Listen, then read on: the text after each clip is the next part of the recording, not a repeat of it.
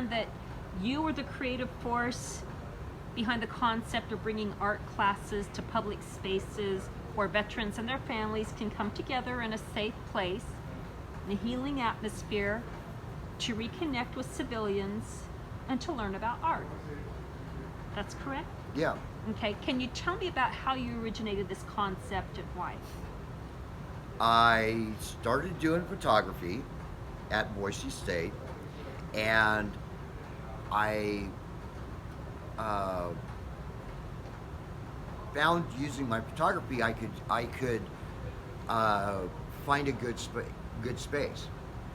I had a number of teaching assistants at Boise State in the art program that were actually veterans, and I started asking them questions because most of them had been doing it way longer than I had, and most of them said that they found art when they got out, and that they found that it did this. It calmed them down. It made them comfortable, and they were able to deal with people. And so the more I looked at it, I started doing a little bit more research into art therapy, but I wanted to stay away from the clinical aspect of it, because as soon as it becomes clinical, you've got to have all these degrees, you got to find these people and stuff. And what I wanted was something that the average person, didn't matter if they were a vet or non-vet, could connect. And what I found out through talking to a lot of veterans and a lot of artists was that art has no basis in the veterans world, and it has no basis in the civilian world. It has a basis with us. So when two people meet and they're talking about art, they tend to not use their experience. They may say, well, I've tried this and it didn't work. And this person goes like, well, I tried that too, and this is what I did, right? They tend to not, well, this is what I did while I was in the Army, or this is what I did while I was working for St. Luke's. It's that me personally did this. And so by doing that, I saw that we could make a connection between veterans and civilians through the use of art that got away from the fact that one group was a veteran and one group was a civilian. It was, we're humans, and we can connect, and we can find that unique passion to reconnect and start being human again. Trust, because it's a trust issue on both sides. Veterans don't trust civilians because you just don't get us, and we don't trust you because you don't get us, and you don't trust us because we're violent. We're in the military. I hear that a lot. But through art, these two people are connecting over something that is not violent or violent. It can be both. Art can be used both ways.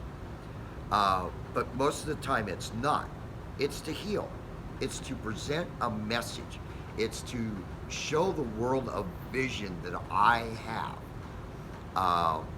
And that fascinated me. So I constantly talk to people about how does art help them? Because what works for one person may not work for another person, but there's always that possibility that what works for this person with just a little slight tweak will work for this person. And now this person's healing, but it in turn help this person heal.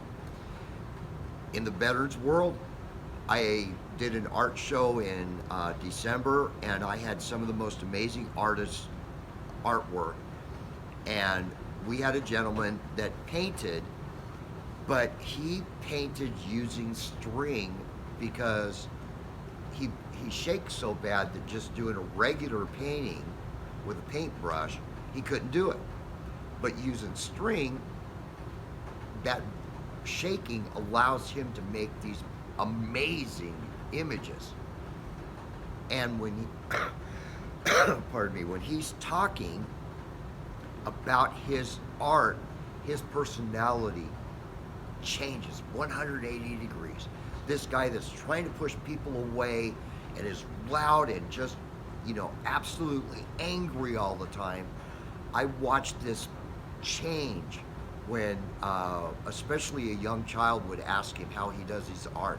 This angry man change, and that was my big thing with art, was the change that it brought about.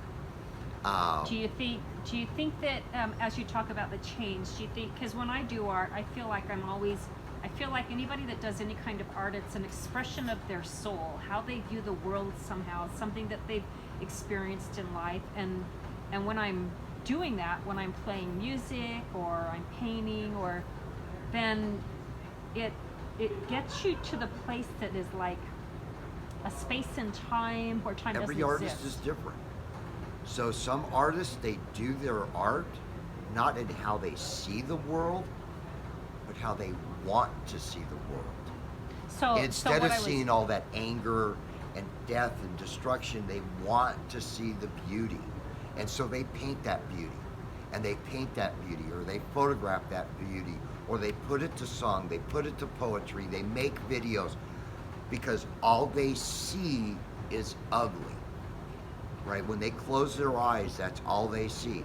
But if you paint it enough times, if you photograph it enough times, if you write enough songs, it starts changing how you see the world. But every artist is different.